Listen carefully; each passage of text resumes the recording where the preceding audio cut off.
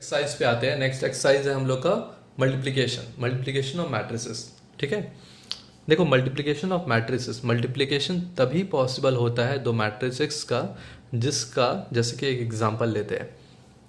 मान लो ए एक मैट्रिक्स दे दिया है, ठीक है, मान लो इसका ऑर्डर हम दे दिया है कुछ भी, मान लो 3×2, ठीक है। बी एक मैट्रिक्स दे दिया है जिसका हम ऑर्डर दे दिया है, इसका इस बी एक मैट्रिक्स है जिसका ऑर्डर दे दिया मान लो 1×3।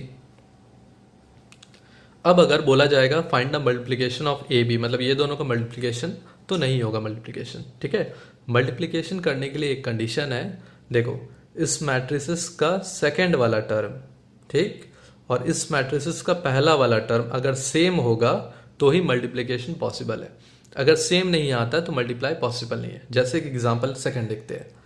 ए मैट्रिसेस लिए 2 3 1 4, बी मैट्रिसेस लिए 3 2 5 7।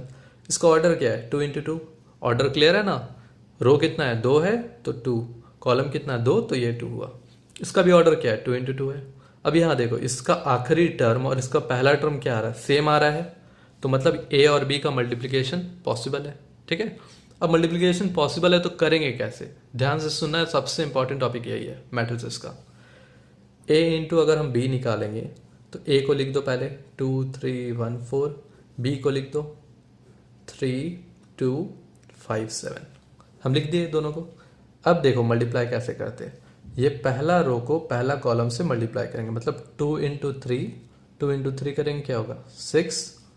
स्टेप वाइज लिख देते हैं, देखो 2×3 प्लस पहला रो पहला कॉलम बोले मतलब ये वाला टर्म अब इससे होना है तो क्या होगा प्लस 3×5। देखो ये वाला टर्म इससे तो पहला एलिमेंट आता है, ठीक। सेकेंड एलिमेंट पे आते हैं, सेकेंड एलिमेंट कैसे निकलेगा, पहला रो सेकेंड कॉलम, पहला रो मतलब 2×2 प्लस 3 क्या होगा 7। ठीक है, अब देखो दो एलिमेंट हम लोग का निकल गया, थर्ड वाला एलिमेंट निकालते हैं। थर्ड एलिमेंट कैसे निकलेगा, ये वाला इसका पहला वाला को सेकेंड वाला कॉलम, पहला रो नीचे वाला और ये पहला वाला, ठीक है।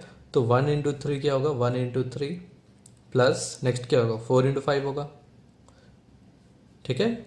उसके बाद आता है हम लोग का ये टर्म, इससे जब होगा तो हम लोग का फोर्थ टर्म आता है, मतलब सेकेंड कॉलम और सेकेंड रो करेंगे, सॉरी सेकेंड रो और सेकेंड कॉलम करेंगे तो ये एलिमेंट आता है, ठीक है। तो 1×2 क्या होगा 1×2 लिख दिए प्लस 4 क्या होगा 7।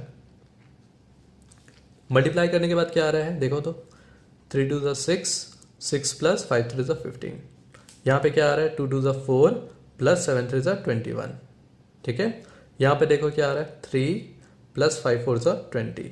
यहाँ पे क्या आ रहा है 2 प्लस 7×4 28। सबको ऐड करते हैं, ये दोनों ऐड करके क्या आएगा 21 आएगा, ये दोनों ऐड करके क्या आएगा 25 आएगा, ये दोनों ऐड करके 23 आएगा 30। तो ये हम लोग का हो गया मल्टीप्लाई। एक और एग्जांपल लेके देखते हैं, ठीक है, उसमें और क्लियर होगा। मान लो एक मैट्रिसेस दिए है, सबसे पहले चेक करो 2 3 5 7, ठीक है। बी एक मैट्रिसेस लिए हम लोग का, मान लो 1 -1 0 2। अब यहाँ पे देखो सबसे पहले चेक करेंगे इसका ऑर्डर क्या है 2×2, इसका ऑर्डर क्या है 2×2। देखो इसका आखिरी और इसका पहला सेम आ रहा, तो मतलब ये दोनों मल्टीप्लाई पॉसिबल है। तो मल्टीप्लाई जब पॉसिबल है क्या होगा, पहला रो को पहला कॉलम से करेंगे, तो 2× पहला देखो लिख देंगे क्या आएगा 2×1 2 प्लस 3×0 3 0 0। देखो पहला रो पहला कॉलम, पहला रो मतलब पहला एलिमेंट इससे किए, फिर ये वाला टर्म इससे किए, ठीक है। इसके बाद क्या होगा सेकेंड एलिमेंट निकालने के लिए पहला रो को सेकेंड कॉलम से मल्टीप्लाई करेंगे, तो 2×-1 क्या होगा -2, 3×2 क्या होगा +6, ठीक है। फिर सेकेंड वाला रो पहला कॉलम, सेकेंड रो पहला कॉलम, सेकेंड रो मतलब 5×1 5 1 5 प्लस 7×0 क्या होगा 0। फिर ये वाला टर्म इससे करेंगे तो 5×-1 क्या होगा -5, फिर क्या होगा 7×2 14, तो +14 आएगा।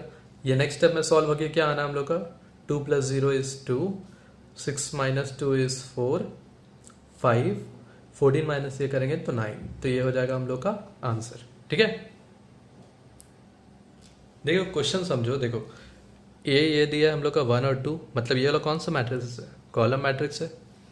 बी देखो इस तरह दिया है, तो ये बी क्या है हम लोग का रो मैट्रिक्स है, ठीक है। अब देखो कॉलम और रो मैट्रिसेस का मल्टीप्लाई पॉसिबल है कि नहीं वो देखते हैं सबसे पहले। तो इसका ऑर्डर बताओ क्या होगा, 1, ये देखो 1 2, 2 इंटू 1 आ रहा है, 2 इंटू 1 क्या हो गया हम लोग का ए का ऑर्डर।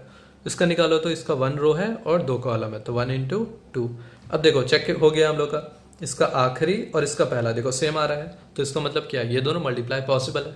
अब मल्टीप्लाई पॉसिबल है तो करेंगे कैसे, देखो इसका पहला एलिमेंट पहले इससे मल्टीप्लाई होगा, तो क्या होगा 1 इंटू 2 इज 2, फिर ये इससे मल्टीप्लाई होगा 5 1 क्या आएगा 5, 2 इंटू 2 क्या आएगा 4, फिर ये इससे करेंगे 5 2 आएगा हम लोग का 10। तो ये हो गया आंसर। देखो यहाँ पे एक और चीज़ समझा रहे हैं हम लोग, तो इससे ये चेक कर ले रहे हैं कि मल्टीप्लाई पॉसिबल है कि नहीं, ये क्लियर हो जा रहा है। ठीक है, मल्टीप्लाई करने के बाद यहाँ बनेगा क्या ऑर्डर का, ये भी मिल जा रहा है इससे। देखो कैसे हम बता रहे हैं, इसका अगर हम पहला देखते हैं और इसका अगर आखिरी देखते हैं तो क्या आ रहा है 2 इंटू 2 आ रहा है। तो इसका मतलब जो भी मल्टीप्लाई होके आंसर आना है उसका ऑर्डर क्या आना चाहिए 2 इंटू 2, मतलब इसका भी ऑर्डर इससे पता लगता है।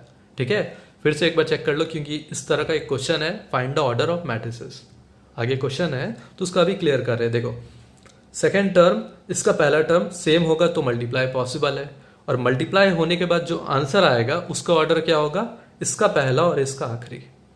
ठीक है, फिर से रिपीट कर दे रहे हैं, पहला और आखिरी मिला के जो आएगा वो होगा मल्टीप्लाई जो होके आंसर आएगा उसका ऑर्डर। ठीक है, और इसका आखिरी और इसका पहला अगर हम लोग चेक करेंगे, अगर इक्वल आता है तो ये निकलेगा हम लोग का ऑर्डर। ठीक है।